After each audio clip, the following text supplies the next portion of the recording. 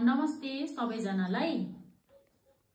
र आज म चाहिँ अब हुनु त मलाई अब मेरो नयाँ है मेरो नयाँ फलोवर्सहरुले त अब मलाई एज अ कन्टेन्ट क्रिएटरै चिन्नु भएको छ र अब 100 मा 50% है 50% ले त कन्टेन्ट क्रिएटर भनेर चिन्नु भएको छ र 50% ले त मलाई पर्सनली पनि चिन्नु हुन्छ र 50% ले नै पर्सनली नचिने पनि 20% ले त मलाई पर्सनली चिन्नु भएको छ। मेरो पास्ट, मेरो फ्युचर, प्रेजेन्ट एभ्रिथिङ सबै थाहा छ हैन तपाईहरुलाई। र अब आज चाहिँ म तपाईहरुलाई मेरो एउटा मनको काँटा है मेरो एउटा मनको काँटा भन्न गइरहेको छु, तपाईहरुको अगाडि म शेयर गर्न गइरहेको छु। र कुरा चाहिँ के हो भन्दा फेरि चाहिँ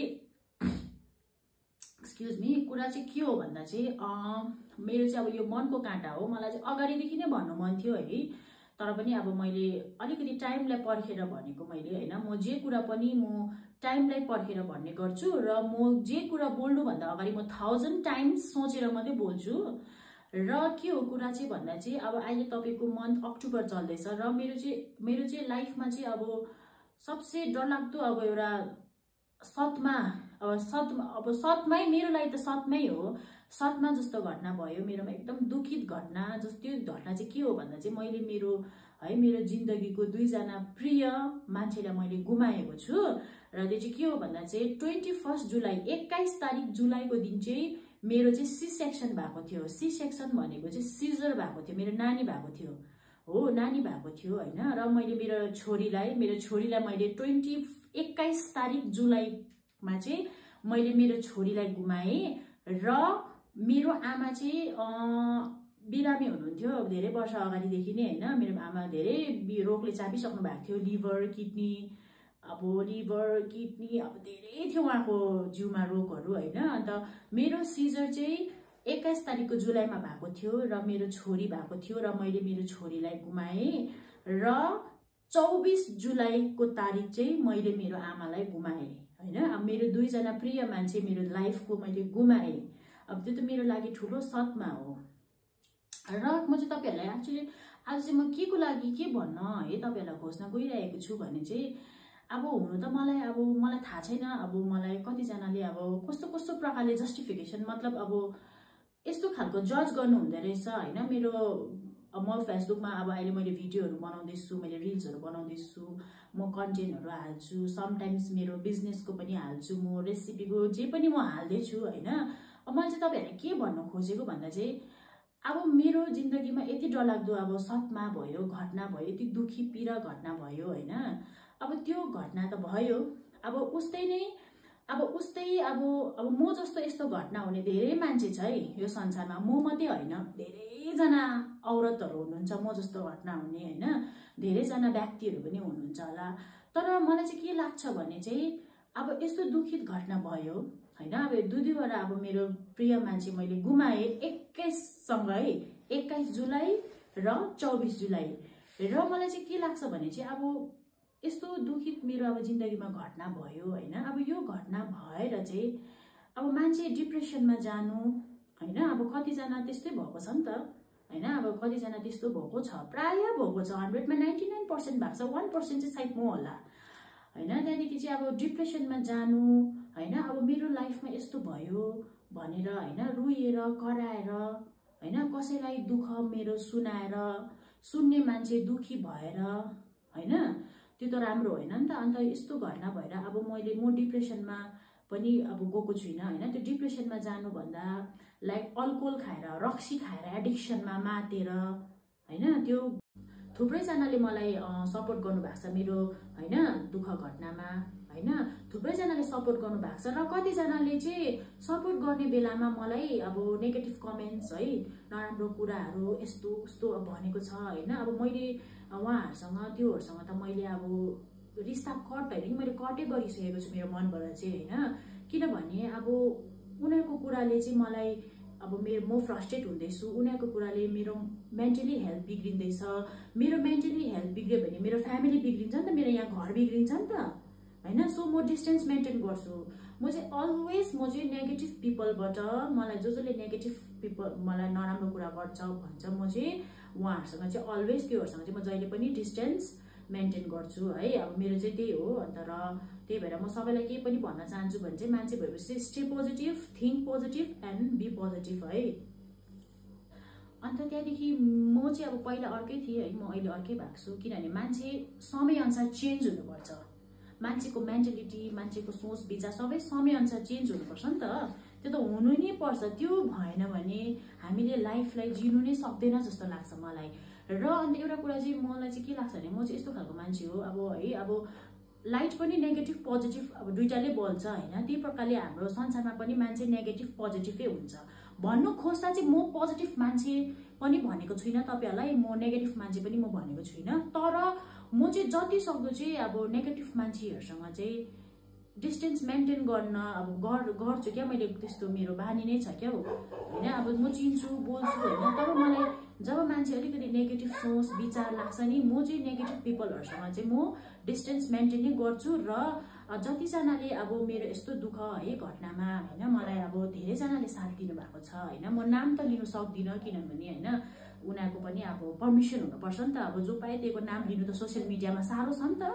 अन्त मलाई मेरो यो दुखित घटनामा मलाई थुप्रैजनाले अब मेरो हस्बेन्ड र मेरो नानी त मेरो नसा नै हो होइन। अब धेरैजनाले मलाई सपोर्ट गर्नुभएको छ। मेरो अब म चाहिँ अब त्यस्तो मेरो अब यो दुःखद है घटना सदमाबाट चाहिँ मैले चाहिँ अब कोपअप है, म चाहिँ अब कोपअप हुनु खोजेको हो नि त यो होइन। तर म कोपअप हुनुको लागि चाहिँ मैले राम्रो बाटो अप्नाएँ नि त होइन। मैले नराम्रो बाटो त अप्नाएन नि त। जस्तै अब नराम्रो बाटो कस्तो भने मान्छे डिप्रेसनमा जान्छ होइन। एन्जाइटी त छ मलाई, पहिल्यैदेखि एन्जाइटी छ। डिप्रेसनमा जान्छ, रक्सी खाएर मात्छ, एडिक्सन हुन्छ, आत्महत्या गर्छ होइन। तर म त्यो बाटो गइनँ। म कोपअप हुनुको लागि त म राम्रो बाटो गएँ जस्तो लाग्छ मलाई। जस्तो चाहिँ मैले फेसबुकमा भिडियो बनाउँछु, इन्स्टाग्राममा भिडियो बनाउँछु, म युट्युबमा भिडियो बनाउँछु होइन। त्यहाँदेखि चाहिँ मलाई चाहिँ के लाग्छ भने चाहिँ अब मैले चाहिँ राम्रै बाटो है अब कोपअप गर्नुको लागि राम्रै बाटो चुज गरेँ जस्तो लाग्छ होइन। अब मलाई थाहा छैन तपाईँहरूले कुन प्रकारले मलाई जज गर्नुहुन्छ। अब त्यो अब जज गर्नेहरूलाई नै थाहा होला सायद होइन। अब मलाई मान्छेले अब नाचेको देख्छ, हाँसेको देख्छ होइन। यसको त हिजोअस्ति भर्खर आमा खसेको यस्तो त्यस्तो, उसको पनि नानी खसेको यस्तो होइन, त्यस्तो देख्छ होला होइन। तर मैले चाहिँ मेरो यो दुखित है मेरो यो घटनाबाट चाहिँ म कोपअप हुनुको लागि चाहिँ मैले राम्रो बाटो चुज गरेको हो नि त होइन। अब कसैको अगाडि रोएर मलाई यस्तो भयो, मलाई दुःख भयो, मेरो जिन्दगीमा यस्तो भयो, मेरो यस्तो आमा यस्तो भयो, मेरो नानी यस्तो भयो भनेर त मैले त्यो सुन्ने मान्छेलाई पनि त दुखित हुन्छ होइन। अब त्यो सुन्ने मान्छेलाई पनि दुखित हुन्छ। अब त्यो सुन्ने मान्छेले दुखित अर्कालाई दुखित पार्नु पनि त्यो पाप हो नि त। अर्कालाई मन दुखाउनु पनि त्यो पाप हो होइन। र मलाई चाहिँ अब के लाग्छ भने म चाहिँ अब यस्तो सदमाबाट म चाहिँ किन अब कोपअप भएँ है, म कसरी कोपअप भएँ। अब त्यसको पछाडि चाहिँ मेरो फ्यामिली छ। फ्यामिलीमा मेरो लोग्ने र मेरो नानी होइन। मैले मेरो लोग्ने र मेरो नानीको अनुहार हेरेर चाहिँ म कोपअप भएको हो नि त होइन। तर मैले कोपअप हुनुको लागि मैले अब राम्रो बाटो अप्नाएँ है। अब त्यो एडिक्सनमा पनि गइनँ, म आत्महत्या पनि गइनँ, म डिप्रेसनमा पनि गइनँ होइन। मलाई चाहिँ त्यही भएर चाहिँ मलाई यो बाटो अप्नाएको चाहिँ मलाई ठिक लाग्यो। र एउटा कुरा के भन्न चाहन्छु भने अब म कोपअप हुनुमै मेरो लोग्ने र मेरो नानीको ठुलो हात छ हो। कट गर्ने एकछिन। अन्त हामी एउटा केटी मान्छे है, हामी एउटा स्त्री भएर चाहिँ के हुँदो रहेछ भने चाहिँ अब मेरो कुरा सुनिदिनुहोस् न है। अब म पहिलाको रीतिलाई चाहिँ होइन जस्तो लाग्छ। किनभने म पहिला त अब ब्याचलर थिएँ नि त।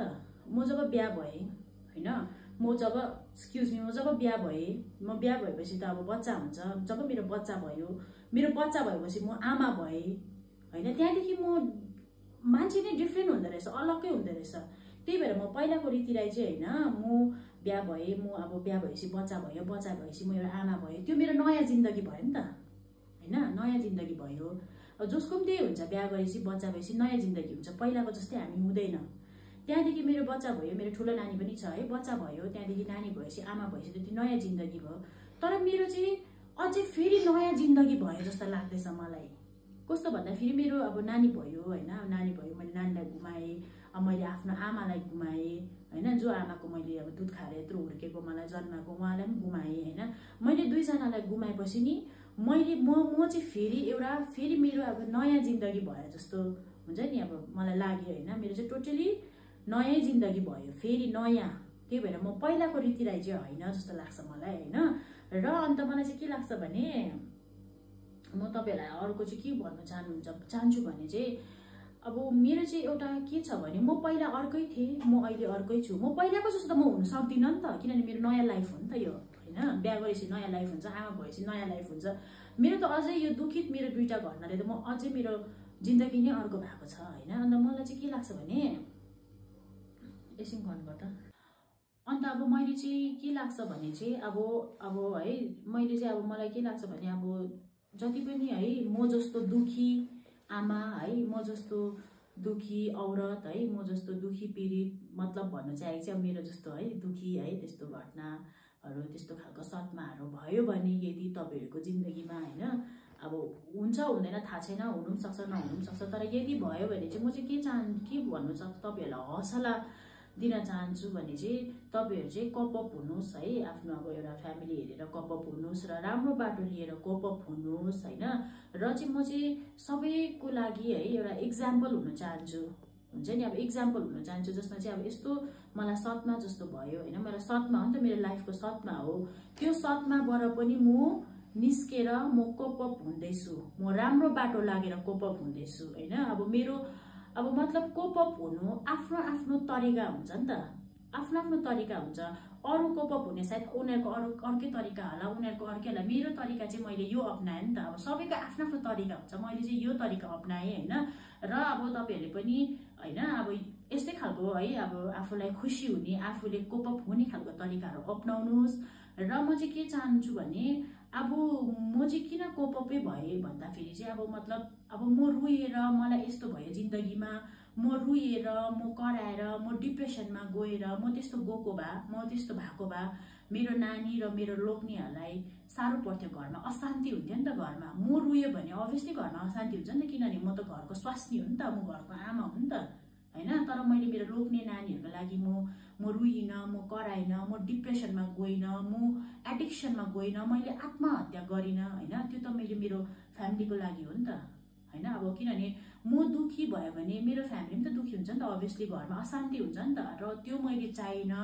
र म चाहिँ है अब एक्जाम्पल हुन चाहन्छु, हैन? अब मैले चाहिँ एक्जाम्पल भएर अब मैले देखाउन खोजेको हो है। र अन्त अरू मलाई के भन्नु छ भने चाहिँ कोपअप हुने तरिका चाहिँ आफ्नो आफ्नो सोच विचारबाट हुन्छ, हैन? र अब मलाई धेरैजनाले जज गर्नु हुँदो रहेछ, हैन? अब त्यो जजहरू तपाईहरुसँगै आफै राख्नुहोस् चाहन्छु, हैन? किनभने आफ्नो आफ्नो तरिका हुन्छ कोपअप गर्ने, हैन? मलाई यो प्रकारले गर्नु त्यो प्रकारले गर्नु अब त्यो तपाईहरुको भन्ने काम पनि हैन, त्यो आफ्नो आफ्नो हुन्छ। र मलाई चाहिँ के लाग्छ भने अब यो मैले जति पनि मेरो तपाईहरुलाई मेरो यो दुखी है मेरो यो दुखी एउटा सदमा मेरो घटना रिसेन्टली घटना 2 मन्थ्स पनि भएको छैन मैले यो तपाईहरुलाई सुनाएँ, तपाईहरुसँग शेयर गरे। तपाईहरु को मसँग एग्री हुनुहुन्छ र को डिसएग्री हुनुहुन्छ प्लिज कमेन्ट बक्समा है मलाई लेखेर पठाउनुस् होला। र अन्त म के भन्न चाहन्छु भने यति भन्दै है सबैजना हामी म जस्तो दुखी पीडी स्वास्नी आमा है अगाडि मजाले एउटा एक्जाम्पल भएर अगाडि बढ्नुहोस्। र यदि है मेरो अलिकति मेरो यदि दुःख स्टोरी कथा है कथा त के भन्नु अब मेरो यो अब साँचो घटना है मेरो सुनाउँदै तपाईहरुलाई मेरो यो अलिकति शब्द एक दुई शब्द म यही समाप्त गर्दैछु। र केही बोल्नमा गल्ती भयो भने क्षमा गरिदिनुस् होला। र प्लिज कमेन्टमा चाहिँ एग्री र डिसएग्री है कतिजना एग्री हुनुहुन्छ होला कतिजना डिसएग्री प्लिज कमेन्ट बक्समा कमेन्ट गरिदिनुस् होला। यति भन्दै सबैजनालाई शुभ रात्रि।